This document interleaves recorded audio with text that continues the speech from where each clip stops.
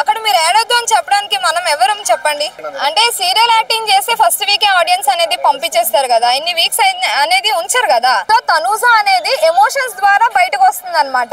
ఏం లేదండి, కాకపోతే తనూజ మంచిగా ఆడుతుంది. సో ఎక్కడ టంగ్ స్లిప్ అవ్వట్లేదు. ఆమె పద్ధతిగా అంటే మాట్లాడడం కానీ చూసే విధానం కానీ ఎలా అయినా సరే మంచిగా ఉంది కాబట్టి తనుజకి హైప్ మంచిగా ఉంది అన్నమాట. మీరేమో మంచిగా ఆడుతుంది అంటున్నారు తనుజని, తనుజ ఏమో ఘోరంగా ఏడుస్తున్నది. దాని మీద సింపతి గెయిన్ చేసి ఓట్లు పొందుతున్నారు, మీరేమంటారు? లేదండి, నిన్న ఏడ్చింది అంటే అక్కడ క్లియర్ గా తెలుస్తుంది ఏంటి అంటే దివ్య ప్రతిదానికి టార్గెట్ చేస్తుంది తనుజని. ఇక్కడ మనం చూసుకున్నట్టయితే బర్నీ గారికి ఏదైనా రిలేటెడ్ అయితే బర్నీ గారు మాట్లాడతారు. సో ప్రతిసారి దివ్య వెళ్ళి మాట్లాడి తనుజని ఏదో ఒక పాయింట్ లో తీసేయడం అనేది అదైతే కరెక్ట్ కాదు.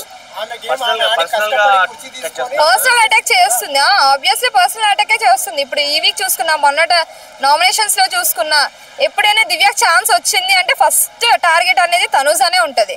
అంత టార్గెట్ వల్ల తనుజ వెళ్ళిపోయే అవకాశం ఉందా, లేకుంటే తనుజ అట్లా చేస్తున్నాం దివ్య వెళ్ళిపోయే అవకాశం ఉందా? తనుజ వెళ్ళిపోయే అవకాశం అయితే లేదండి, అంత సినిమా అయితే లేదు. నేను కూడా అదే అనుకున్నానండి. ఏంటంటే ఇంత కష్టపడుతుంది కదా తనుజ, 5th వీక్ నుంచి అవ్వాలి అని చాలా ఎక్కువ కష్టపడుతుంది. సో అవ్వట్లేదు.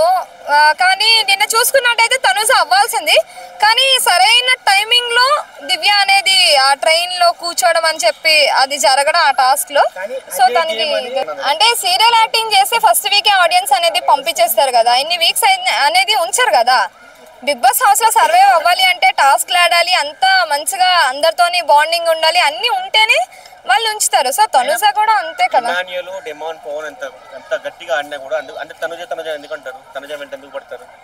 అంటే ఇప్పుడు తనుజ మంచిగా ఆడుతుంది, డెమన్ పవన్ ఎమ్మెల్యేలు ఆడుతున్నారు. ఇప్పుడు లేడీస్ లో చూసుకున్నట్టయితే తనుజ చాలా మంచిగా ఆడుతుంది. ఇప్పుడు తనే కనిపిస్తుంది కూడా. ఎమోషన్స్ అండి ఎవరికైనా ఉంటాయి కదా. ఇప్పుడు డైలీ అంటే ప్రతి టాస్క్ లో ఓడిపోతూ ఉంటే తనకి ఎమోషన్స్ కాదండి, ఇప్పుడు ఎమోషన్స్ అనేవి ఉంటాయి కదా ఎవరికైనా సరే. సో తనూజ అనేది ఎమోషన్స్ ద్వారా బయటకు వస్తుంది అనమాట. ఇప్పుడు కొంతమంది బాధని ఏడుస్తూ చెప్తారు, కొంతమంది అలా సైలెన్స్ గా ఉంటూ చెప్తారు. సో తనవి కన్నీళ్లతో చెప్పుకుంటుంది అంతే. ఏడిస్తే చిరాకు వస్తుంది, తన ఎమోషన్స్ తో మనకేం పని అండి. ఇప్పుడు టాస్క్ గా ఆడాలి కదా. నచ్చదు అయితే చూడొద్దు అంతే, ఏముంది చెప్పండి. ఇప్పుడు తన ఇష్టం కదా. ఇప్పుడు తన టాస్క్ లో ఓడిపోతే తను ఏడుస్తుంది. అక్కడ మీరు ఏడొద్దు అని చెప్పడానికి మనం ఎవరం చెప్పండి.